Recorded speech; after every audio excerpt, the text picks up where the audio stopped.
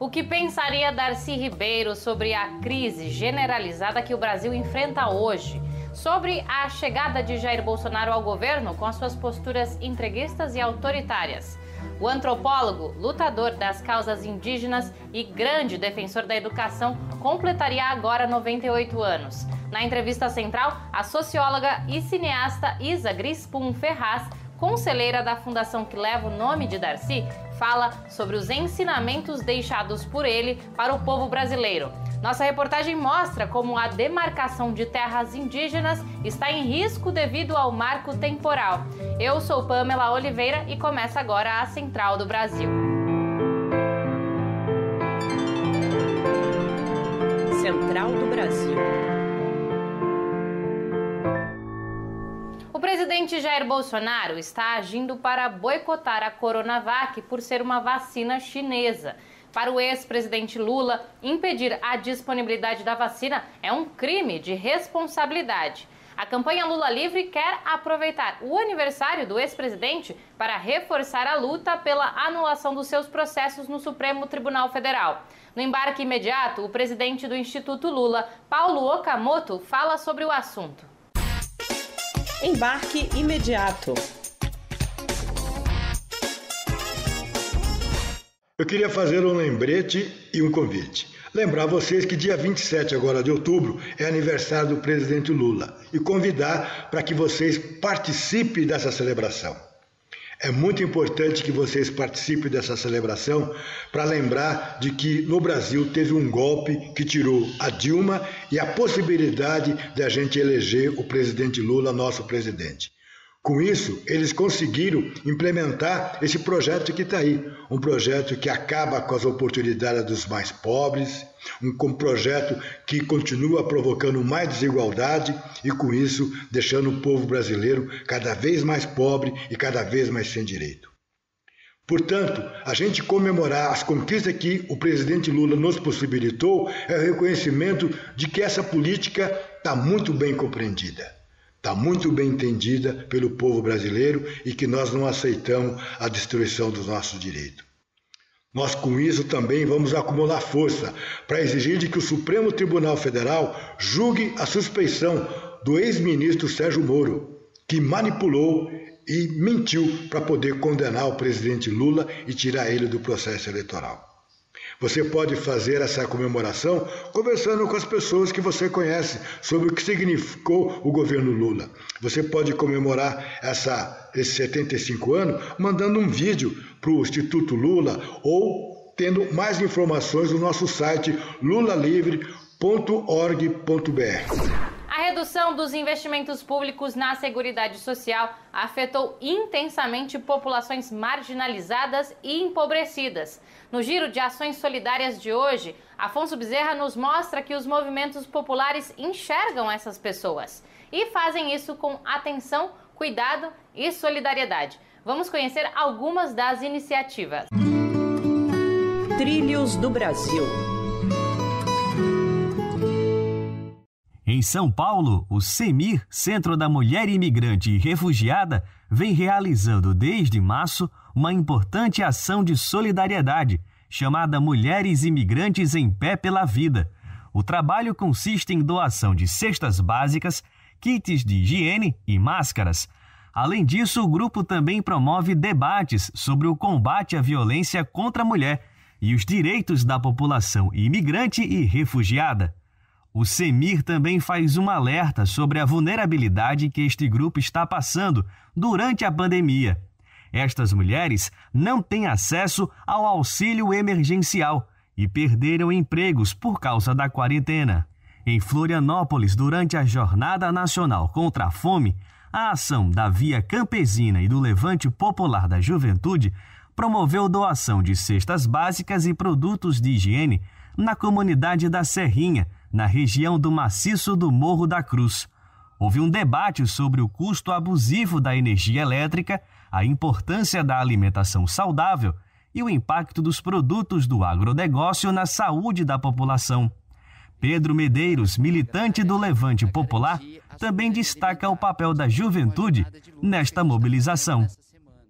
Enquanto movimento de juventude, a gente busca dialogar também com essa juventude que vem perdendo seus direitos, que vem perdendo suas vidas nas periferias, diante desse governo que está trazendo destruições dos nossos direitos sem precedentes. Em Brasília, o movimento BSB Invisível se destaca pelo apoio à população em situação de rua durante a pandemia.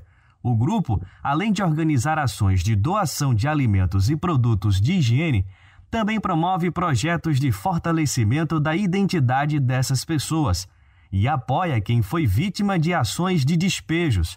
Nos últimos meses, mesmo com a pandemia, o governo do Distrito Federal operou ações de desocupação de áreas da cidade e prejudicou inúmeras famílias. A Parada Cultural de hoje traz dica de música brasileira contemporânea para você escutar no final de semana. Vamos conhecer a indicação de Matheus Brindeiro, do coletivo Siembra. Parada Cultural. Gostaria de indicar aqui uma música muito legal de um grande amigo que está se lançando aí no mundo, chamado Lucas Bezerra, né, com seu CD, né, que está saindo agora em novembro, seu primeiro LP, chamado Transito. Então fica a indicação dessa música para vocês, Café, de Lucas Bezerra. Os povos indígenas são originários do território brasileiro, mas o parecer sobre o marco temporal quer subverter o direito constitucional indígena sobre as terras. O tema seria julgado pelo Supremo Tribunal Federal no dia 28 de setembro, mas o presidente do STF, Luiz Fux, retirou o assunto de pauta. Indígenas apontam que a ação pode ser uma manobra política para prejudicá-los. Nayata Oni fala mais sobre os riscos do marco temporal. Nacional.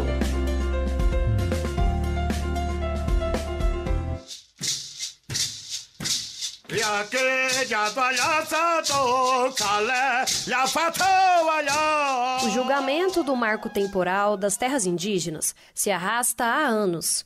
Essa tese defende que os povos originários só podem reivindicar o território que estavam ocupando na época da Constituição de 1988, há 32 anos atrás. Para Bruno Canella, do Mato Grosso, colaborador da Articulação dos Povos Indígenas, a APIB, o marco temporal ameaça a vida de vários povos. Caso o STF opte pela legalização da tese anti-indígena do marco temporal, acabará por legalizar uma série de violações ocorridas no passado contra os povos indígenas. E a gente prevê também uma enxurrada de decisões contrárias à demarcação de terras indígenas. A sobrevivência étnico-cultural de vários povos indígenas brasileiros depende da suspensão do marco temporal. Para Sol Jeripancó, de Alagoas, essa tese possui um forte peso dos ruralistas, que deixam claro o interesse na exploração de terras indígenas. O marco temporal é anti-indígena, é defendido como unhas e dentes pelo setor ruralista. E falar que nossos direitos só é válido a partir da Constituição de 1988 é passar por cima dos nossos direitos originários, que é a demarcação de nossas terras. É desrespeitar nossos antepassados. É condenar o futuro das nossas crianças. Para Vanessa Cangang, do Paraná, é essencial o apoio de toda a sociedade civil em torno deste julgamento histórico. Muitos indígenas que tinham suas terras demarcadas depois da promulgação de 88 terão suas terras revistas. A garantia de nossas terras nos dá esperanças da continuidade de nossas etnias. Por isso não há marco temporal, e sim a demarcação de terras. Antropólogo, historiador, romancista, político, o mineiro Darcy Ribeiro completaria 98 anos no dia 26 de outubro se estivesse vivo. Preocupado com a identidade nacional e as origens do Brasil, Darcy Ribeiro dedicou-se a defender a causa indígena. A cineasta Isa Grinspoon Ferraz trabalhou com ele. Ela conversa com Jonatas Campos sobre as contribuições de Darcy Ribeiro para a nação brasileira. Entrevista Central. Hoje, nossa entrevista central conversa com a socióloga e cineasta Isa Grinspoon. Ela dirigiu, dentre outros, o documentário O Povo Brasileiro, baseado na obra do pensador Darcy Ribeiro. Isa, agradecemos sua disponibilidade para essa entrevista central. Obrigada, é um prazer. Estamos chegando no centenário de Darcy Ribeiro, que nasceu em 26 de outubro de 22. E eu gostaria de lhe perguntar como o Darcy ajuda a decifrar o Brasil de hoje. Eu acho que o Darcy ele tem o que ele tem de melhor, é uma profunda liberdade e originalidade na maneira de ver o Brasil, a formação sociocultural do povo brasileiro. Ele não se prendia a nenhuma escola de pensamento. Então ele teve a liberdade e a coragem de tentar pensar um projeto de Brasil. Então não só interpretar o Brasil, a sua formação, como projetar o Brasil que ele desejava. Isa, você falou dessa interpretação do Darcy e dessa busca dele pela gênese do povo brasileiro. E eu lembro também que ele dizia que o golpe de 64 havia enterrado essa construção. Você acredita que a chegada de Bolsonaro novamente, digamos, enterra ou interrompe essa expectativa de um processo de redemocratização do Brasil? Sim, claro, com certeza.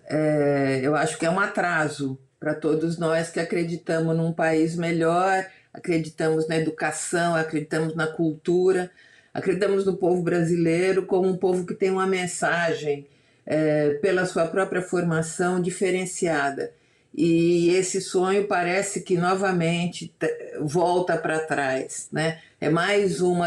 Ailton Krenak, uma vez, numa entrevista para mim, ele disse que Darcy Ribeiro foi assassinado várias vezes durante a sua vida. Assassinado pela ditadura, assassinado pela academia. Então é uma pessoa que sempre incomoda. Você já disse que a contradição central da sociedade brasileira é a questão de classe, da desigualdade. Como articular a questão de classe com a emergência importante de movimentos de mulheres, de negros e outros movimentos sociais? Eu acho que a grande questão brasileira é a questão da desigualdade social. Eu acho que essa é a nossa questão primordial. É ela que deveria guiar todos os movimentos. É claro que há uma série de dívidas históricas, de questões que têm que ser pensadas. Mas eu acho que toda a luta tem que ser no sentido de acabar com essa desigualdade social, tem que ter educação de qualidade para todos os brasileiros. Só assim a gente vai construir um novo Brasil. Quer dizer, cultura e educação, saúde para todo mundo, né? Igualmente. É claro que as questões raciais, das minorias, chamadas minorias, que não são minorias, é uma questão importante no Brasil. Mas eu acho que essas diferenças não podem apagar o foco central, que é esse, no meu entender. Isa, a extrema-direita se apropria de símbolos nacionais para o seu projeto. Isso parece uma contradição, porque o Darcy também ele amava os símbolos nacionais, ele achava que o brasileiro precisava valorizar seus símbolos. Digamos, quem acredita nas ideias de Darcy pode superar essa contradição? É uma pergunta difícil essa que você me coloca. Eu acho que o Darcy tem que ser lido, tem que ser conhecido, as ideias dele de pensamento de um Brasil que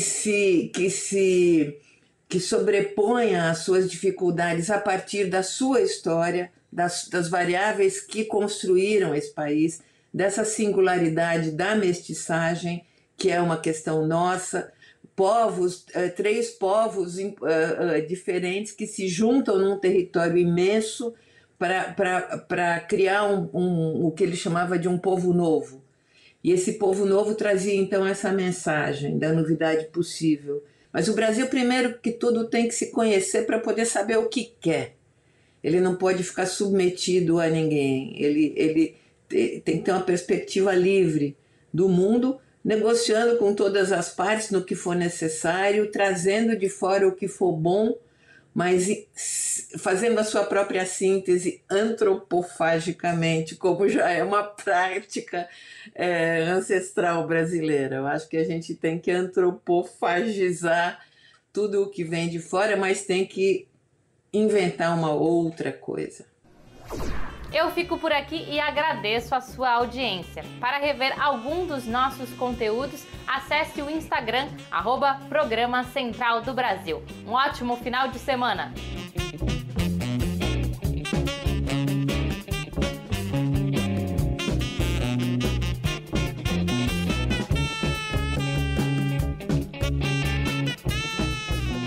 Central do Brasil, a rede de comunicação dos movimentos populares.